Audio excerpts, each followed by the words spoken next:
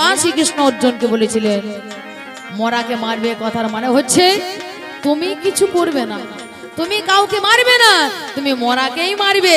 তুমি যাকে মারবে, যে তোমার হাতে বধ হবে, সে আগে থেকে আমার হাতে বধ হয়ে গেছে গো, আমার হাতে বধ হয়ে গেছে গো, ওরে আমার হাতে বধ হয়ে গেছে গো, ওরে আমার হাতে বধ হয়ে গেছে গো, তাই তুমি মরাকে মারিবে, আমার হাতে বধ হয়ে গেছে গো। আমি তাইতে বলি তোমার কাছে দিল না দিল না দিল না ওগো মনে পড়ে যা, দিল না দিল না ওরে মনে কি পড়ে না তোমায়, দিল না দিল না দিল না দেখো সেদিনের কথা, দিল না দিল না দিল না ওরে মারতে হলে কৃষ্ণ মারে, দিল না দিল না দিল না আরে বাঁচাতে হলে সেই জন মারে, দিল না দিল না দিল না তোমাকে বলে যা, সেই জন্য ভগবান তিনি বলেছিল মরাকে মেরেছি, মরাকে মারবে, তাই তুমি তার আগে আমার এই 100টা ছেলেকে তুমি মেরে রেখে দিলে।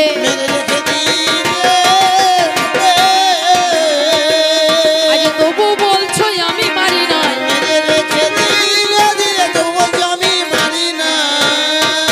আমি তাই বলি পাল্লাদা পাগল মন আমার,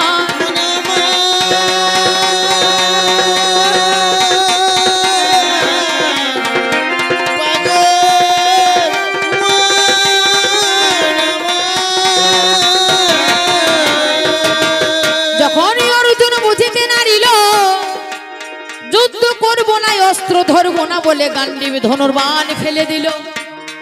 ভগবান শ্রীকৃষ্ণ অর্জুনকে সেদিন বিশ্বরূপ ধারণ করে সম্মুখে দাঁড়ালেন। বিশ্বরূপ দেখেও অর্জুন ভয়ে ভীত হয়ে গেল, ভগবানকে চিনতে পারল না। তখন পুনরায় ভগবান নিজের মূর্তি ধারণ করে সেদিন বলেছিল অর্জুন, এতক্ষণ যে তুই রূপটি তুমি দর্শন করলে, সেই রূপটি আর কারো নয়, সেই রূপটি ছিল আমার। আমি সেই অনল, আমি সেই অনিল, আমি সেই আকাশ, আমি বাতাস, আমি তারা, আমি নক্ষত্র, আমি চন্দ্র, আমি সূর্য, আমি গ্রহ, আমি 33 কোটি দেবতা, আমি জন্ম, আমি মৃত্যু, আমি সত্য, আমি মিথ্যা, আমি সমুদ্র, আমি নদী, আমি নালা, আমি সর্বেশ্বর। ঈশ্বর পরম কৃষ্ণ সচ্চিদানন্দ বিগ্রহ, অনাদি আদি গোবিন্দ, সর্বকারণের কারণ তিনি হয়ে যায়। আজ সেই দিন অর্জুনকে তাহারে বোঝায়। এইবার 18 যোগে দেখা হলো, 18 যোগের গীতা জানি হলো, 18 যোগের মাঝে গীতা জানি হাই, ভগবান অর্জুনকে তাহারে বোঝায়।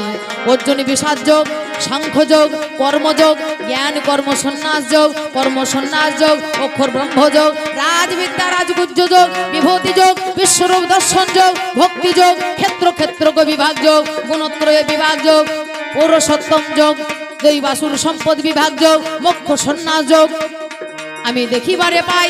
18 যোগে দিয়ে তাহারে বোঝাই, তাই বলে পাল্লাদারি কি কর্ম করিল, সেই দিন ভগবান তারে বলে দিল, যত্ন করে তুমি গো গান্ডীব ধরিবে, আর গান্ডীব ধরে তুমি দেখো এই যুদ্ধ করিবে।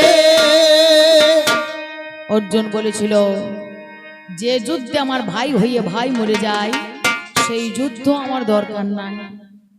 এতদিন তো বনেই ছিলাম, আবার যে কটা দিন থাকবো বনেই থেকে যাব।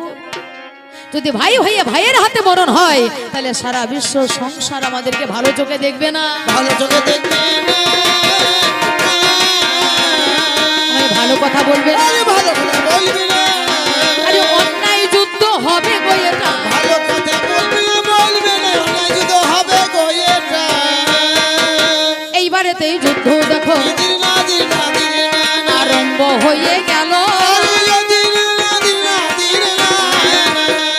কৃষ্ণ তুমি যদি তাদের সঙ্গে না থাকতে, পঞ্চ পাণ্ডব বাঁচত না।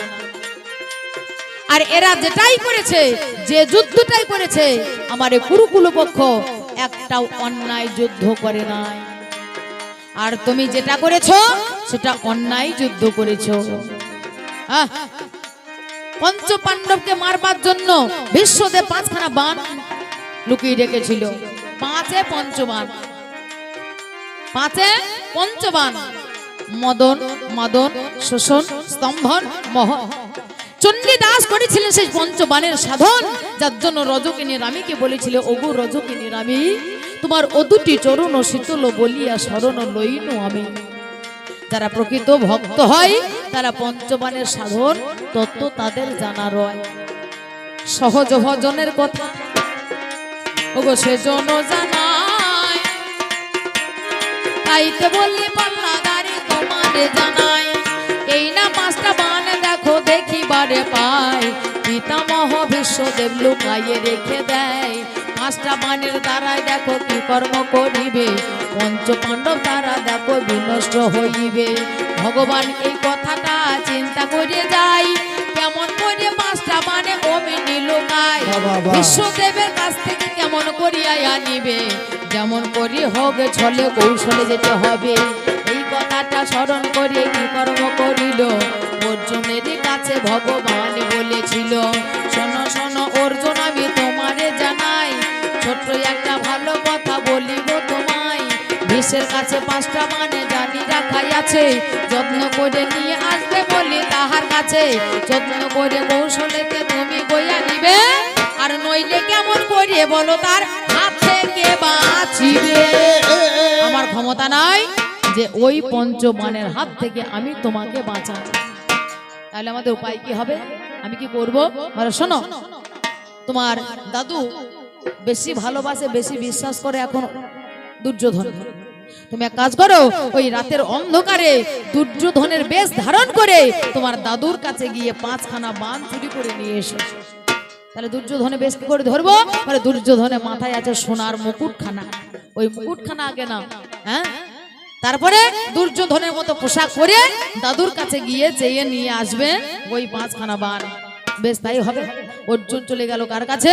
দুর্যোধনের কাছে গিয়ে বলছে, দাদা আমি তোমার কাছে একটা জিনিস চাইতে এসেছি। দুর্যোধন বলছে, বল কি চাস? বলে, দাদা তুমি কিছুদিন পরে হবে রাজা আর আমরা হব প্রজা, তাহলে বলো তো দাদা, হ্যাঁ তোমার আমি যা চাইবো তুমি দেবে তো? বলে, তুই আমার ছোট ভাই, আমি তোর বড় দাদা, আমি কেন দেবো না, আমার কাছে থাকলেই দেবো। বলে, আছে বলি তো বলছি, তোমার কাছে আছে, তোমার সাধ্য আছে বলি।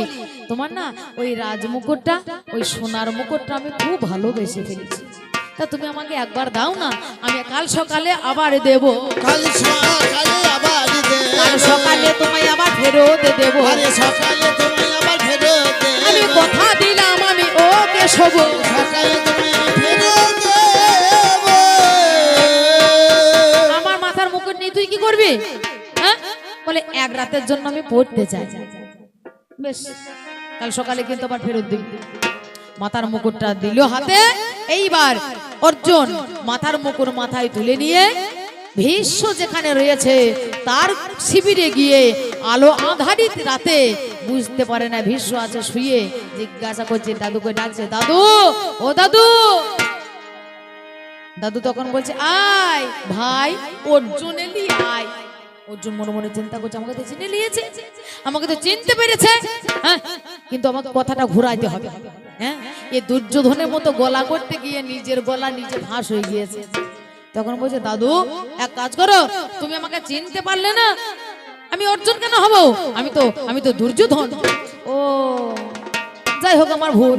হ্যাঁ, তা তোমার কাছে রাতের অন্ধকারে এসেছি কেন জানো? আমি জানি তোমার কাছে পঞ্চ পাণ্ডবকে মারবার জন্য 5খানা বান আছে। বলে, হ্যাঁ তুই কি করে জানলি? হ্যাঁ আমি জানি, আমি শুনেছি ওই পঞ্চ পাণ্ডবকে বলা কওয়া করছিল তোমার ওই কৃষ্ণধর। হ্যাঁ, এবার কোনোদিন হয়তো ছলে বলে কৌশলে হয়তো কৃষ্ণ চুরি করে নিয়ে যেতে পারে। তুমি এক কাজ করো, ওই 5খানা বান না তুমি আমার কাছে দাও, আমি যত্ন সহকারে তুলে রেখে দেবো। আজ পর্যন্ত কোনোদিন ঘোনা করে কেউ জানতে পারবে না যে 5খানা বান আছে আমারই কাছে। বলে, না ভাই অসম্ভব, এই 5খানা বান আমি তোকে দিতে পারবো না। বলে, দাদু তোমার মতিভ্রম হচ্ছে, হ্যাঁ তোমার ভুল হচ্ছে, তোমার বয়স হয়েছে, হ্যাঁ তোমার মানুষ চিনতে ভুল হচ্ছে। তুমি তো আমাকেই এখনই দুর্যোধনকে চিনতে না পেরে তুমি অর্জুন বলে তুমি ডাক দিলে, তোমার তো ভুল হয়ে যাচ্ছে। হ্যাঁ দাদু তোমার বয়স হয়েছে 80, ধরেছে খুকুর খুকুর কাশি, প্রাণটা বলছে একবার আসি একবার আসি। দাদু গো তোমার গায়ে চামড়া জড়ো জড়ো, দন্ত করে নরবর, আমার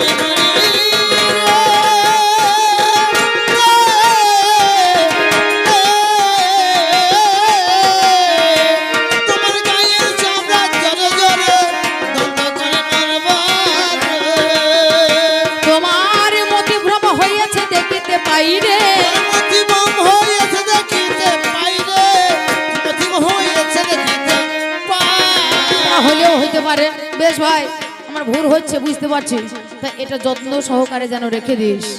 এই বলে ভীষ্মদেব তিনি কি কর্ম করিল, পাঁচখানা বানে দেখো যতনেতে দিল। এইভাবে অর্জুনে কি কর্ম করাই, আজ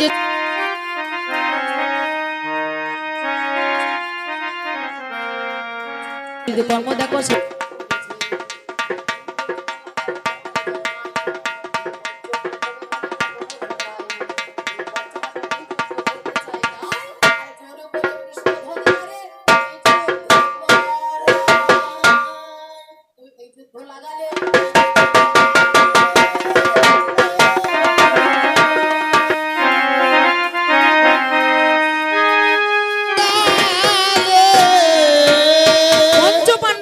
করছে, কিন্তু কৃষ্ণ বুঝতে পারছে যে এদের যুদ্ধ করতে মন চাইছে না।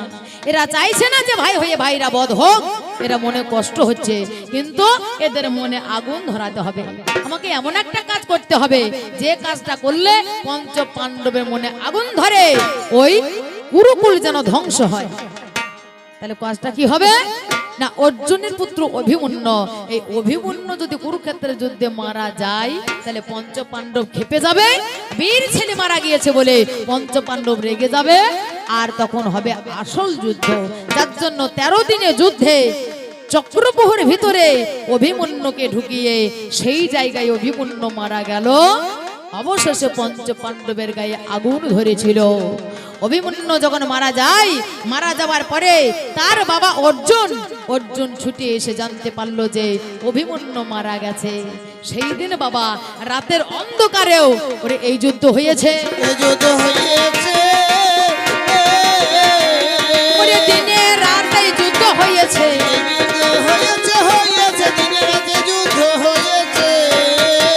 এই যুদ্ধের সময়সীমা ছিল, এই যুদ্ধের টাইম ছিল যে সকালে সূর্য উদয় হবে, যুদ্ধ শুরু হবে, সূর্য অস্ত যাবে, যুদ্ধ শেষ হয়ে যাবে।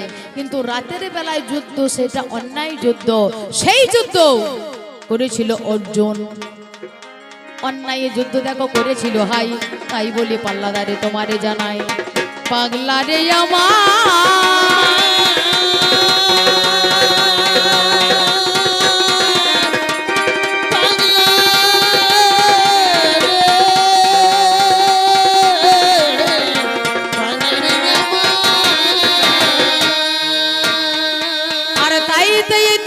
যুদ্ধ এই রণভূমিতে হয়।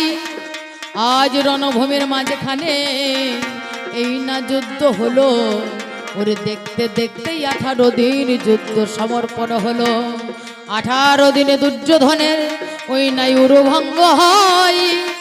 আর তোমার ইঙ্গিতে ভীম দেখো উরুভঙ্গ করয়, নাভির নিম্নে উরু দেশে এটা সাধনার স্থল হলো। ওই জায়গায় আঘাতে কাউকে করতে নাই গো ভালো, অধর্ম যুদ্ধে লিপ্ত হয়ে তারে বধ করিয়ে দেয়। তাইতে মা জননী দরদিনী আজ হাহাকার করয়, পুত্র পুত্র পুত্র বলে মাতা কাঁদিতে লাগিল। কেমন করে পুত্রর জ্বালা তুমি বুঝিবে বলো কৃষ্ণ?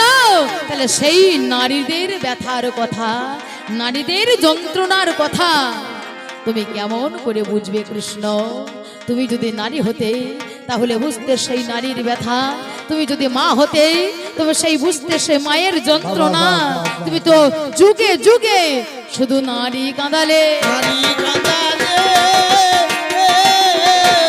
শুধু নারী কাঁদালে, এক জন্মে নয় জন্মে জন্মে।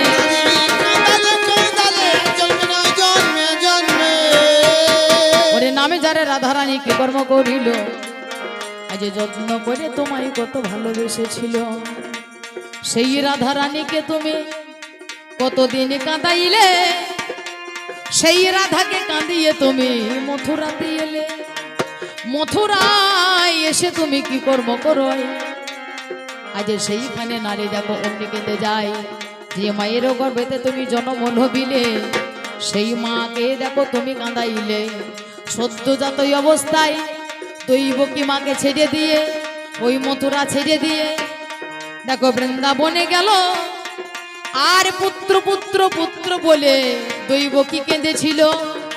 ওই বৃন্দাবনের মাঝে ওই না কৃষ্ণধন 11 বৎসর লীলা তিনি করিল যখন 11 বৎসর লীলার করার পরে দেখো হয় ওই না দেখো মথুরাতে গিয়ে হাজির হয় সেইখানে কংসবধে এবারও করিল তাই বলে পাল্লাদারে তুমি শুনে চলো তাই বলে পাল্লাদারে তোমারে জানাই এইখানে কংসবধ অমনি করে যাই সেইখানে নারী গিয়ে তুমি কাঁদাইলেই তারপরে তুমি দেখো হস্তিনাতে এলেই এই হস্তিনার মাঝে দেখিবারে ভাই আর এই হস্তিনায় নারী দেখো হাহাকার করই এই পুত্র বধূগণের আত্মনাদ আর কাক শকুনি গৃধির যে আওয়াজ পুত্রগণ মারা যাওয়ার পরে বধূগণের আত্মনাদ সহ্য করতে না পেরে মাতা গান্ধারী সেদিন রুখে দাঁড়িয়ে ভগবান শ্রীকৃষ্ণের সম্মুখে সেদিন করজোরে বলেছিলেন কৃষ্ণ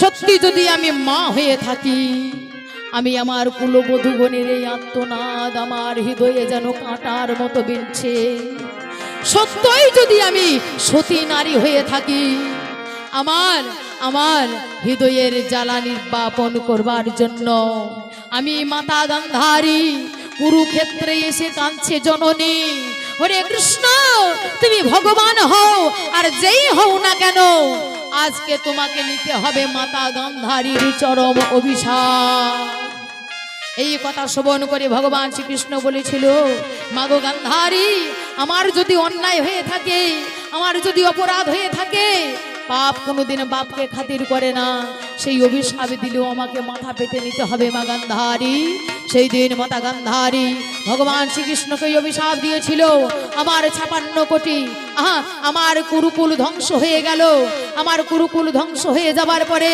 কুরু বধূগণ হাহাকার করে আমি তাদের আত্মনাদ সহ্য করতে না পেরে আমি মাতা গান্ধারী কৃষ্ণ তোমাকে আমি অভিশাপ দিলাম তোমার 56 কোটি যদু বংশ ধ্বংস হয়ে যাবে ধ্বংস হয়ে যাবে ধ্বংস হয়ে যাবে সেদিন সবাই হাহাকার করবে যত যত নারীগণ চিৎকার করবে হাহাকার করবে সেদিন আমার মতো তোমার বুকে কাঁটার মতো বিঁধবে এই আমার অভিশাপ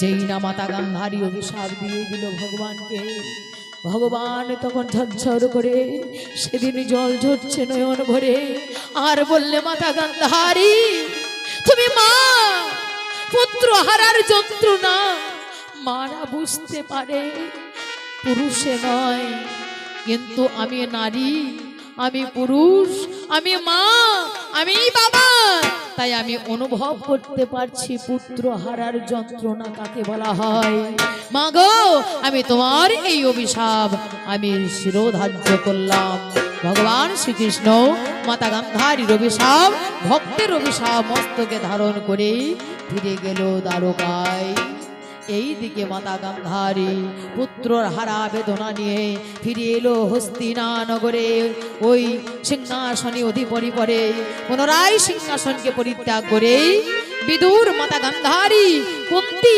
অন্ধ ধৃতরাষ্ট্র এরা সবাই সন্ন্যাস ধর্ম গ্রহণ করে বনবাসে পদার্পণ করলেন মহামান্য জন আদালত আমাদের দুজনার মাঝখানে এই জায়গায় অভিনয় পরিসমাপ্ত হলো একদিকে ভগবান শ্রীকৃষ্ণ আর একদিকে মাতা গান্ধারী কর্মের ফল আমাদেরকে ভোগ করতেই হবে মাতা গান্ধারী তার কর্মের ফল ভোগ করেছে অন্ধ ধৃতরাষ্ট্র তার কর্মের ফল ভোগ করেছে এই দিকে ভগবান শ্রীকৃষ্ণ তার কর্মের ভোগ করেছে কর্মের ফল তাই কর্মের ফল অবশ্যই ভোগ করতে হবে সারা সংসারে বুকেই এসেছি একা আমাদের যেতে হবে একা কেউ কারো নয় এ সংসারে পোষ্য মাতা পোষ্য পিতা পোষ্য ভাজ্যা সহোদরা কায়া প্রাণে ন সমন্তকা পোষ্য পরিবেদনা তাই অভিনয় ক্ষেত্রে দাঁড়িয়ে অভিনয় করতে গিয়ে আমি যদি কোনো